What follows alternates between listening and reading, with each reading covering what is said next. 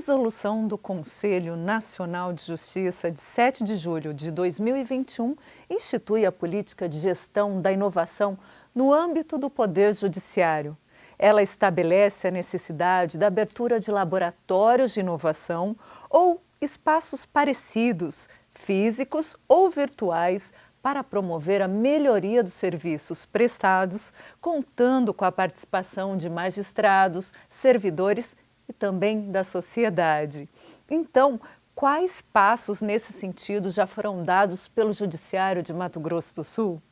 O LabJus, como já são conhecidos esses laboratórios, tem se tornado uma plataforma voltada ao aprimoramento dos resultados por meio de inovação e produtividade. E para entrar no mérito da questão, a nossa convidada de hoje é a integrante do Laboratório de Inovação do Tribunal de Justiça de Mato Grosso do Sul, a juíza Kelly Gaspar Duarte Neves. Magistrada, qual a importância de se implantar uma gestão de inovação? Se nós formos ver todo o histórico, né, do Poder Judiciário, de todas as reformas que ele vem passando, incluindo a criação do próprio CNJ, a gente verifica que somente as metas quantitativas, elas não foram suficientes para trazer o que o Poder Judiciário precisa entregar para o jurisdicionado, né, que é a prestação jurisdicional célere, adequada, diminuindo essa morosidade que hoje realmente é muito grande. Então, o CNJ instituiu essa política de gestão da inovação. E buscando o que nessa inovação? A alteração da forma como a gente trabalha, estabelece os nossos planejamentos estratégicos, né? Como nós vemos os problemas complexos que chegam ao Poder Judiciário. Porque quando o Poder Judiciário ele foi formado, um dos poderes da República, nós tínhamos uma sociedade muito diferente do que nós temos agora no século XXI. É uma sociedade complexa, uma sociedade em rede, né, que não vive mais encastelada, que sabe dos seus direitos. E no Brasil, principalmente após a Constituição de 1988, o Poder Judiciário recebeu toda essa incumbência de garantir essa democracia. Então, essa inovação, que vai ser feita agora através dos laboratórios de inovação ou espaços similares, ela vem justamente para alterar a forma como nós analisamos, decidimos, planejamos e criamos as nossas estratégias. Quer dizer, é um conceito muito recente, então. No âmbito governo, é mais recente do que na iniciativa privada, mas no Poder Judiciário, ela vem lá desde 2015, ela já vem sido criada e foi uma iniciativa dos juízes, né? Não partiu da alta cúpula, mas dos juízes da Justiça Federal, buscando alternativas naquela restrição orçamentária que existiu aquele ano e continua existindo, né? E com agora a pandemia continuará. Então, ela é nova, mas isso já se faz na iniciativa privada há muito tempo. Diante desses esclarecimentos iniciais, quais os princípios, né, considerados nessa gestão da inovação no Tribunal de Justiça de Mato Grosso do Sul? Ela entra o primeiro da eficiência, né, da prestação do serviço público. E o serviço público jurisdicional. Depois ela entra da democracia, da participação democrática de todos os cidadãos. E depois também entra a questão da coparticipação, da multidisciplinariedade, né, de colocar o cidadão no centro, no foco de todas as decisões que nós tomamos, né, seja administrativa, judicial, na implementação de todos os planos. Esses são os princípios basilares, né? Pensei aqui agora também. A magistrada falou que isso partiu até dos juízes, né, por conta de uma questão orçamentária, mas é também o juiz que vive, né, que está ali na ponta conhecendo tudo isso e que pode ter essa ideia, essa sacada de inovação mesmo, né? Era justamente por isso que se pede, foi determinado a criação, né, em todos os tribunais, pelo CNJ, desses laboratórios ou espaços similares, e que lá tem a participação de todo mundo envolvido, o que inclui os magistrados, os servidores, a sociedade em geral, Ministério Público, Defensoria, enfim, nós temos que ter essa visão. O juiz, nós, quando estamos lá na comarca, a gente tem esse contato direto com a população. A gente sente que toda a forma como nós fazíamos a gestão ou entregávamos a prestação jurisdicional não corresponde mais aos anseios da sociedade. A sociedade precisa de um poder judiciário mais próximo e já que nós acabamos tendo essa iniciativa, né, logo após a Constituição, o Poder Judiciário ele veio com garantidor mesmo desses poderes. E a sociedade vê sim no Poder Judiciário, embora moroso. Então, nós juízes pensamos diariamente, porque somos dedicados, temos uma carga de trabalho imensa. Não há outro país no mundo que tenha a carga de trabalho que os juízes têm no Brasil, ou que há a quantidade de distribuição que há no Brasil. Então, ali, vivendo nesse caos nosso e com essa vontade realmente de prestar essa jurisdição, que as ideias vão surgindo, né? E qual o desafio, ou principais desafios, né, que eu acredito que não seja só um, de se inovar no Poder Judiciário? Pois bem. Então, a inovação, como eu disse, chegou no governo. Já nós temos vários assim, laboratórios, projetos implementados de maneira linda, que fazem toda a jornada do cidadão, que o Poder Judiciário passou de tomar as decisões encastelados para poder, o governo, né, para poder ver o que realmente o cidadão precisava. E no Poder Judiciário, qual é o nosso problema? Nós somos extremamente formalistas, né, de tradição, nós somos burocratas, nós temos uma hierarquia que nos segue. Ela foi necessário no início, né, porque nós vimos de um poder diferente.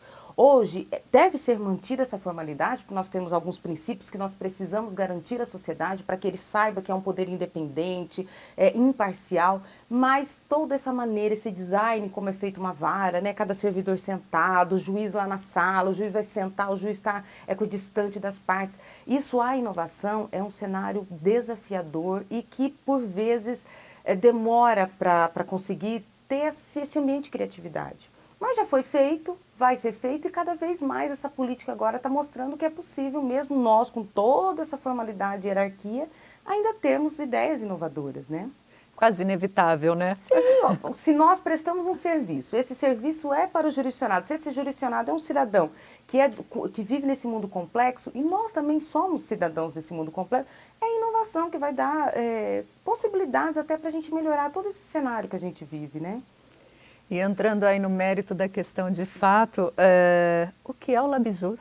Muito bem, o nosso LabJus é o nosso laboratório de inovação do Tribunal de Justiça de Mato Grosso do Sul, instituído em julho de 2021, após a criação dessa normativa pelo CNJ, e é vinculada à presidência do Tribunal de Justiça. Né?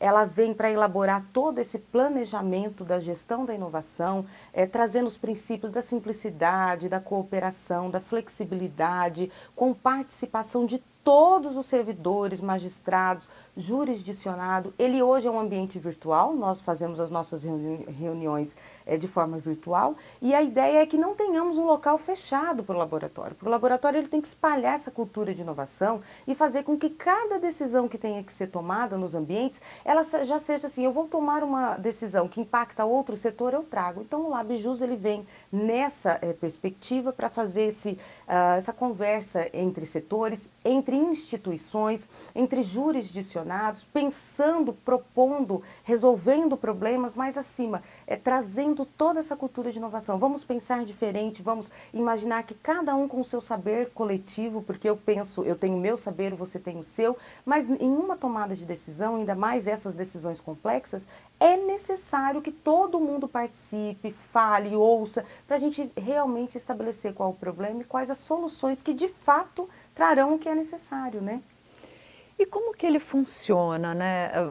Eu sou uma cidadã que tenho aí uma solução, tenho uma ideia inovadora, como que eu apresento, como que isso se processa? Muito bom. Nós temos uma turma, a formação básica, né, que é um juiz auxiliar da presidência, 3 magistrados, atualmente somos 3 mulheres, 2 servidores e o diretor do STI. Essa é a nossa básica, a formação básica. Mas de lá, quando definidos os projetos, os desafios, nós criamos comissões que aí nós chamamos e podemos chamar esse cidadão. Então hoje nós temos os canais, né, que fazem um atendimento ao cidadão, ele pode se manifestar, ele pode vir procurar diretamente o tribunal, um juiz, né, enfim, por esse meio. Nós também faremos as chamadas para ampla participação de todos os servidores dos jurisdicionados, para a gente definir os projetos, desafios. E aí constará da página do tribunal e faremos uma propaganda bem ampla para que todo mundo participe, vai ser uma participação irrestrita para todo mundo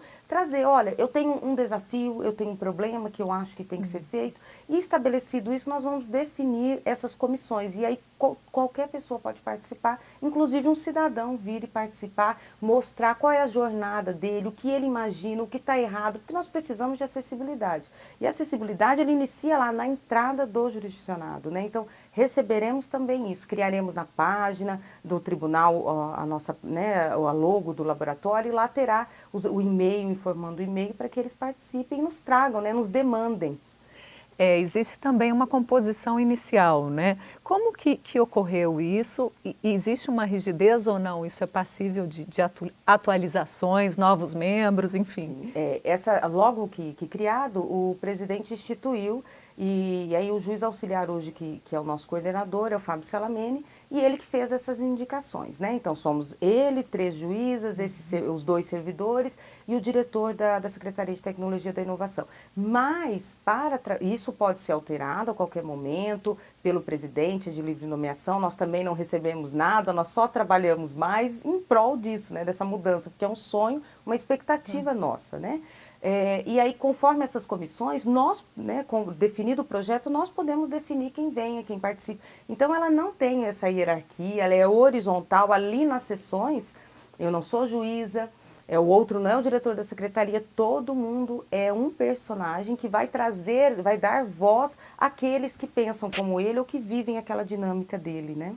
E a magistrada falou aqui, tecnologia da inovação. Às vezes a gente associa muito inovação à tecnologia, e não necessariamente, né? Não, inicialmente quando falávamos da tecnologia disruptiva e tal, nós pensávamos, olha, são novos softwares, são inteligência artificial, automação, mas a inovação, ela pode ser aquela incremental. Tanto é que na resolução do CNJ, a inovação é aquela que traz uma ideia, uma alteração, em qualquer fase do serviço que nós prestamos, em qualquer fase do planejamento, e que traga melhorias, tem que gerar valor, mas não necessariamente sequer um computador nós precisamos para inovar, né?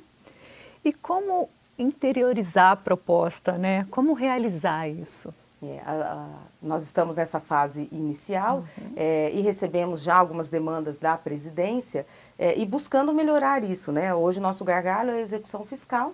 Nós temos uma imensidão de execução fiscal, não é só no nosso tribunal, é no país inteiro.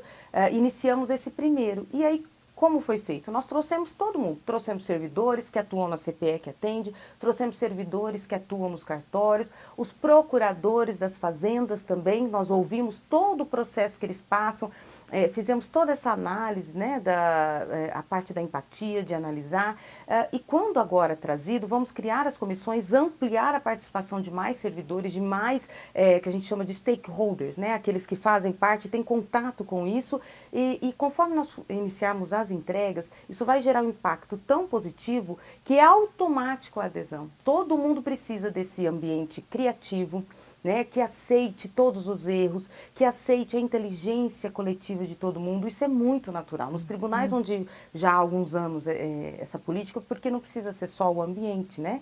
Essa política mesmo de inovação, nós recebemos as demandas, nós recebemos propostas, então ele é muito fácil de ser interiorizado. Ele é difícil de iniciar no Poder Judiciário, mas quando entrou, ele pega. E teriam outras ferramentas para estimular a participação aí de todos os envolvidos? Tem alguma coisa já pensada para isso? O que nós faremos agora após, né, iniciarmos essa chamada para que tragam, nos demandem esses projetos, nós iniciaremos esses grupos, né, temáticos para mostrar, explicar, e o papel do LabJus é trazer como normal no nosso ambiente do Poder Judiciário a inovação, essa possibilidade de ser criativo, mudando, né? Então a gente pode apresentar um texto, mas pode apresentar no visual law, a gente pode fazer uma linguagem simples, e isso nós já trazemos, né? Temos essas ferramentas, né? Metodologias ágeis, ativas, nesse sentido. Saiba a seguir quais são os projetos que estão em andamento no Laboratório de Inovação do Tribunal de Justiça de Mato Grosso do Sul.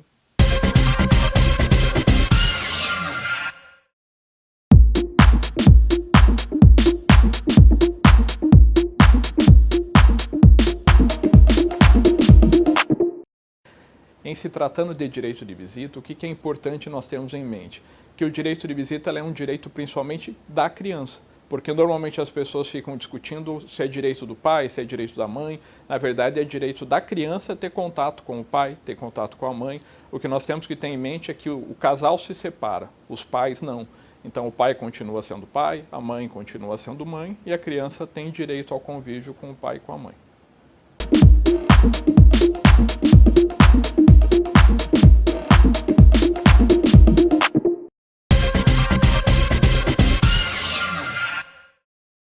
Estamos de volta com o mérito da questão de hoje, que discute uma política moderna de aperfeiçoamento dos serviços prestados pela Justiça do Estado, o LabJus. Magistrada, quais são as prioridades em se tratando de projetos do LabJus?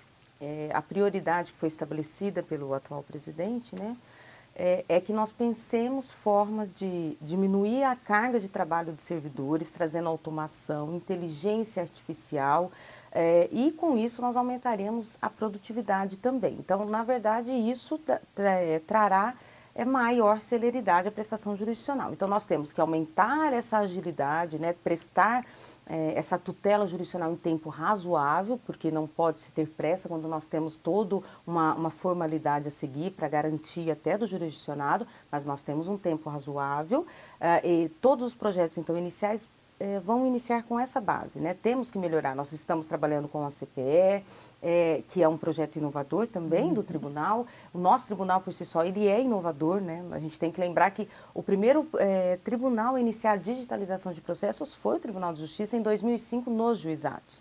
Então, a digitalização já veio alterando a forma de trabalho nossa. Então, pensaremos nesse sentido. Seremos demandados, mas também traremos à presidência essas propostas para a gente melhorar nesse sentido. Diminui a carga de trabalho dos servidores e aumenta a produtividade também. E dentro desse raciocínio, seriam projetos voltados só para a área jurídica ou contemplam a administrativa também?